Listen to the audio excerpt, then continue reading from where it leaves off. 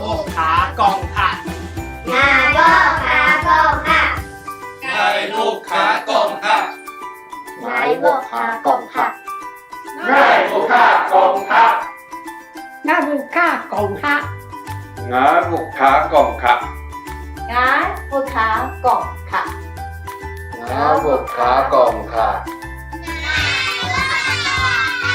ไงลูกค้ากล่องค่ะ ไอ้ลูกค้ากล่องค่ะ ไงลูกค้ากล่องค่ะ ไงลูกค้ากล่องค่ะ งาลูกขากล่องค่ะ งาลูกค้ากล่องค่ะ งาลูกค้ากล่องค่ะ